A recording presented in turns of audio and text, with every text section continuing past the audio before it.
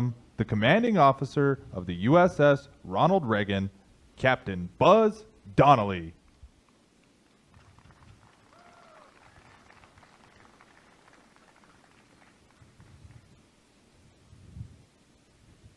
Warfighters at ease. All right, what a cross-section of capability we have out here today. Starting with our host nation representatives from the Japanese Maritime Self-Defense Force, and looking across this group of joint warfighters that we have out in front of us, everybody from airmen, guardsmen, soldiers, Marines, and sailors. This is a fantastic day. Welcome to U.S.S. Ronald Reagan, America's flagship. The namesake of the president whose legacy and focus was peace through strength. And I can think of no better place than where we are today for this historic visit that we have from the Vice President. So without any further ado, warriors of Tin Hut! Ladies and gentlemen, please welcome Mrs. Pence and daughters Audrey and Charlotte Pence.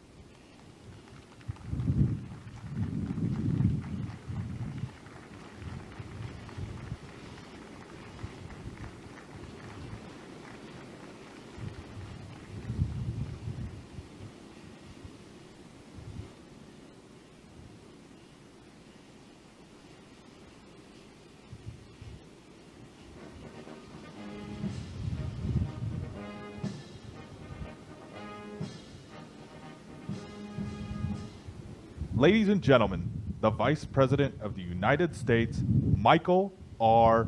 Pence.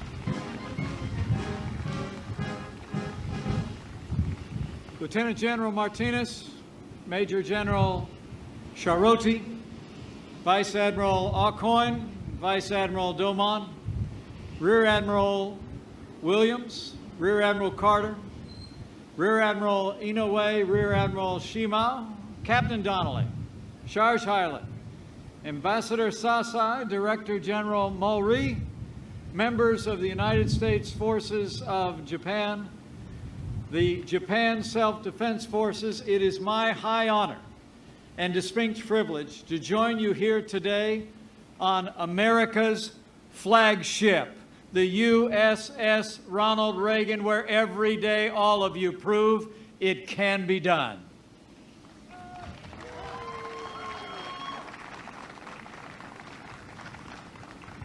Now, you all look sharp out there, but at ease. It's so good to be with you today. I bring greetings from the President of the United States of America, your Commander-in-Chief, President Donald Trump.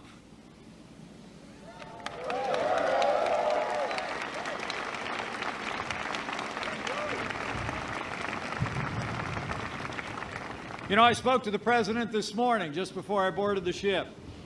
He said to tell you that he's proud of you. And he said to me, I wish I could be where you are. And I know he meant it from the bottom of his heart. You know, the President sent me here today to thank you for your service, all of you, American and Japanese, who have stood up, who stepped forward to protect our countries, our values, and our very way of life. You are the sons and daughters of freedom, willing to defend it with your life, so that your families, your fellow countrymen, and future generations may continue to call themselves free. Give yourselves a round of applause. All of America is proud of you.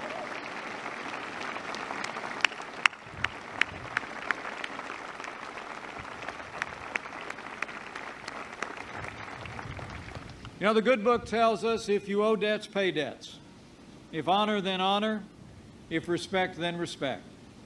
I stand before you today on behalf of your Commander-in-Chief to pay a debt of gratitude to each of you and to express the well-deserved respect of the President of the United States and the American people for all of you who wear the uniform of this country. Our prayers for you, for your families, for your safety rise every day into the heart of heaven. In a word, you are the best of us, heroes all, and you are here, the Americans among you, so far away from home, because the United States of America and Japan are bound by history, a time-honored treaty, and the abiding oath of friendship. The United States-Japan alliance is the cornerstone of peace, prosperity, and freedom in the Asia-Pacific. And let me be clear, under President Donald Trump, the United States stands unwavering in our alliance and unyielding in our resolve to defend all that we have built together over these generations.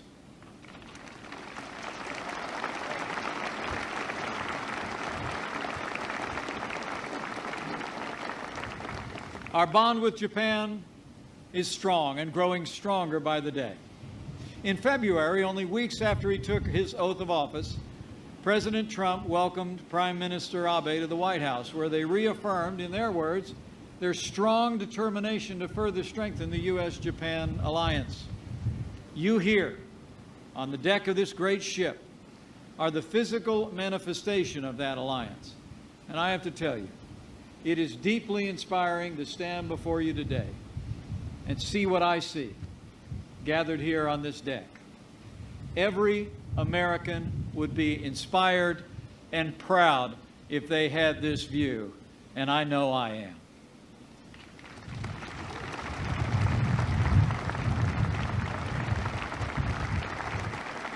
Now, as the President and the Prime Minister made clear, the United States will strengthen its presence in the Asia-Pacific. Japan will assume a larger role and responsibility in our alliance in the years ahead. And both of our nations will continue to expand our cooperation for our common defense. Under President Trump, the United States' commitment to Article 5 of our security treaty is unwavering. And our treaty covers all of the territories administered by Japan, including the Senkaku Islands.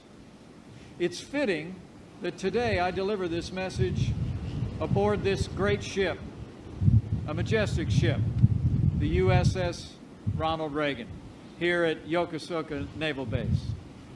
Her steel deck literally signifies the ironclad alliance our country enjoys with Japan and our enduring commitment to the Asia-Pacific.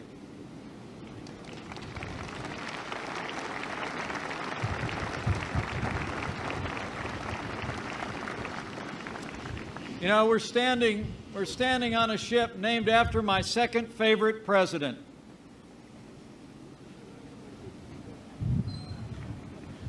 Our 40th president, Ronald Reagan, was a great president who powerfully reminded us that peace only comes through strength.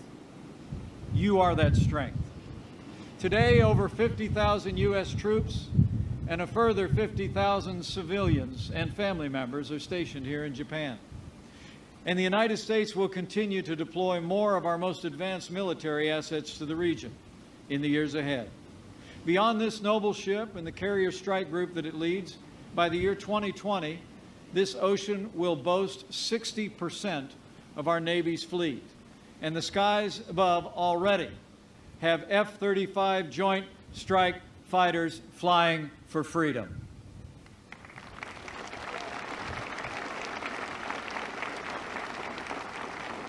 And you can rest assured, the full range of the United States military capability is dedicated to the protection of Japan. Japan, you are our friend. You are our ally. And on that foundation, we will face the future together.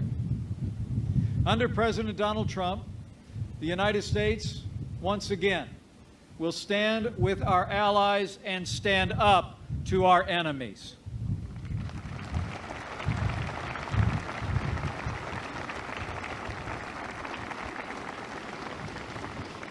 And I can assure you President Trump will unfailingly support the brave men and women in uniform who defend our freedom every single day.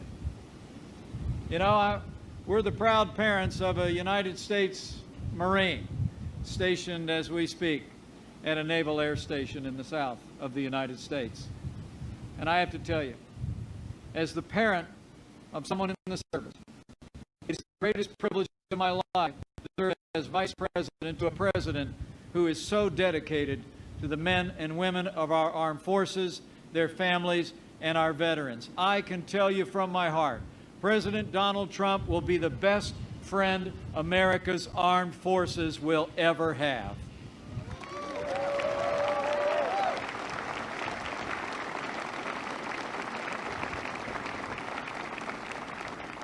The President and I will honor your commitment and secure America's safety through historic investments in our national defense. Just as President Ronald Reagan restored the armed forces in his day, so too President Donald Trump will make the strongest fighting force in the world even stronger still. Just look at what President Trump has already accomplished. In his first 100 days, President Trump has taken decisive action to end the era of budget cuts for America's military.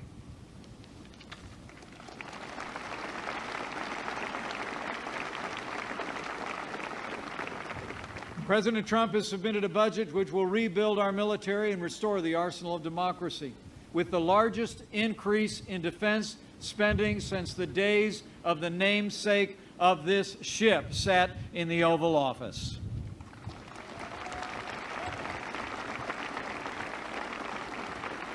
And in just the past 2 weeks, the world witnessed the strength and resolve of our new president in the decisive action that he took in Syria and Afghanistan. The enemies of our freedom and this alliance would do well not to test the resolve of this president or the capabilities of the armed forces of the United States of America and our allies.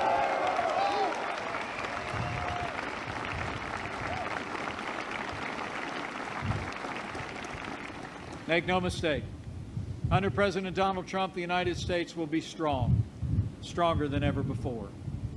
For as history attests, when America is strong, the world is safe.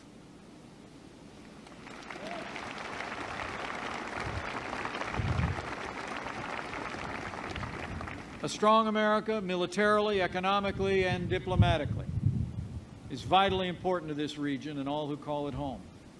It was through the bravery of our service members and the spirit of our people that America established a foundation of peace and freedom that endures in the Asia-Pacific to this very day. And under President Trump, the United States will continue to defend prosperity and ensure security on these seas and between our lands. Today, as in ages past, American leadership lights the way. The United States stands with all our allies and our partners in the region to keep the peace, enrich our people, and advance the common good. Together, we will defend the rules-based order upon which the region's progress, past and future, depends. We will protect the freedom of navigation and overflight and other lawful uses of the sea in the South China Sea and elsewhere, and we will ensure the unimpeded flow of lawful commerce on the 7 seas.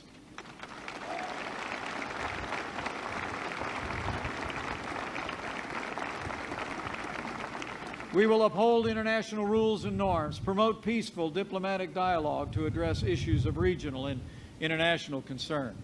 And we will defend human rights because the dignity and worth of every person is an eternal value of the United States of America.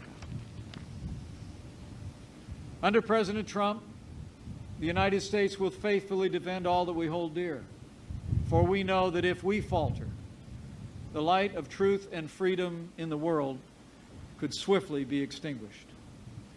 We gather here today on this deck and in this place as storm clouds gather on the horizon. On Monday, I traveled to the front lines of freedom, where the vibrancy of a free South Korea meets directly the repression of North Korea.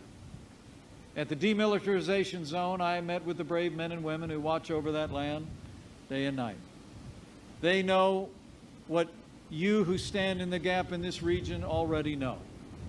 North Korea is the most dangerous and urgent threat to the peace and security of the Asian Pacific. For more than a generation, North Korea's leaders have sought to develop nuclear weapons and the ballistic missiles on which to deliver them. They have impoverished their people and embittered the region in their pursuit of this dangerous goal. For more than 2 decades, from the agreed framework of 1994, the six-party talks in the year 2003 to 9, to the strategic patience of the recent past, the United States and our allies have worked tirelessly to peacefully dismantle North Korea's nuclear program and alleviate the suffering of its people. But at every step of the way, North Korea answered with our overtures, with willful deception, with broken promises, and nuclear and missile tests, including a failed missile test they attempted just this past Sunday. As President Trump has made clear to the world, the era of strategic patience is over.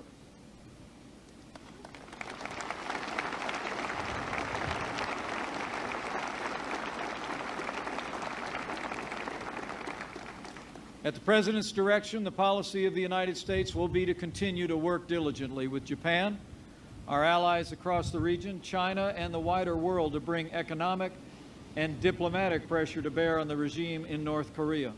And we will do so until they abandon their nuclear and ballistic missile programs. But as all of you know, readiness is the key. And you, the instruments of American policy, should know. All options are on the table. History will attest, the soldier does not bear the sword in vain. And those who would challenge our resolve or our readiness should know. We will defeat any attack and meet any use of conventional or nuclear weapons with an overwhelming and effective American response.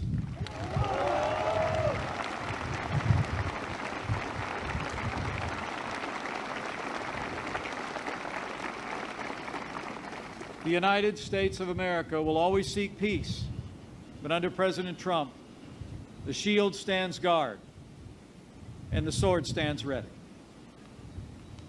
Rest assured, under President Trump's leadership, the United States will continue to protect our people and our allies and to strengthen the bonds between us today, tomorrow, and every day that follows. You know, as I look out across this deck, I see men and women, American and Japanese, who have answered the call to duty, and you have my deepest respect. In these challenging times, it's you, through your voluntary service and your sacrifice, who guard the flame of freedom, undimmed and undiminished, to give to generations to come.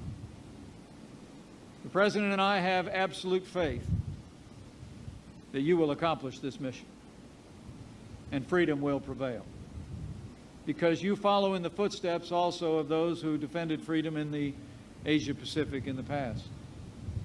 I stand before you deeply humbled to be among so many in uniform, because my own life's journey did not take me into the uniform of the United States, but it took my father. 65 years ago, a young Edward J. Pence left his home in Illinois, put on the uniform, and crossed this vast Pacific on which you served. Like so many of his countrymen, that second lieutenant in the 45th Infantry Division of the United States Army landed on the shores of South Korea in the midst of a battle for freedom, a rifle in hand, resolved to defend that freedom with his life. Just 2 days ago, I stood at the demilitarized zone and looked out across the landscape, the very landscape where my father had fought for the Battle of Old Baldy and the battle on Pork Chop Hill. It was a deeply emotional experience for me. There, alongside his brothers in arms, American and Korean, my dad had helped seize the high ground for repulsing more than 20 enemy counterattacks. And they seized the high ground of freedom, which prevails in South Korea to this day.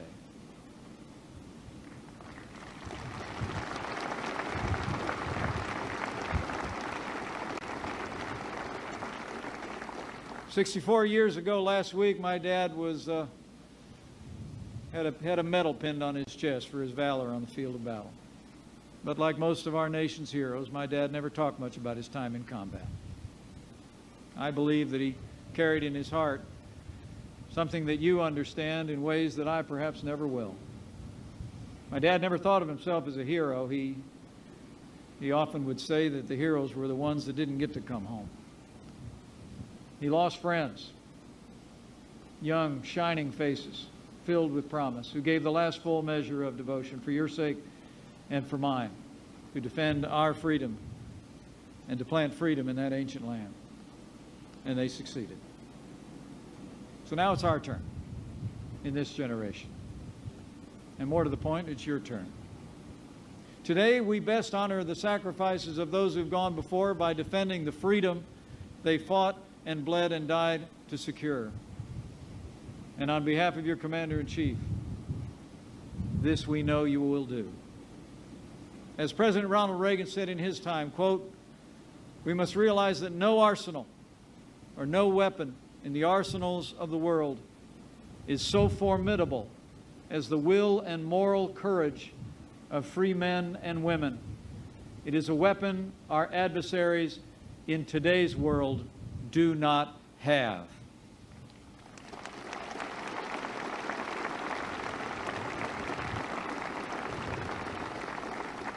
For generations, the United States has stood guard over the Asia Pacific, protecting freedom through our strength of will and strength of arms. With our friends and our allies, with Japan and so many others, we've ushered in an era of unprecedented peace and prosperity on these seas and between our lands. Our choice today is the same as in ages past: security through strength, or an uncertain future of weakness and faltering will.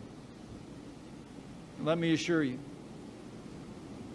under President Donald Trump, the United States has again chosen the way of strength.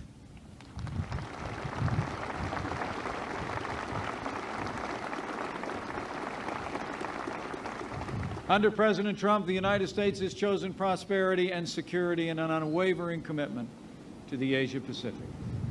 And in the name of the generations that came before, together with our allies, with confidence in all of you and in the Commander-in-Chief who leads you, I know we will together go forth to meet the glorious future that awaits, a future of freedom for ourselves and our posterity. Thank you. Godspeed on the U.S.S. Reagan's imminent deployment. God bless you. God bless Japan. And God bless the United States of America.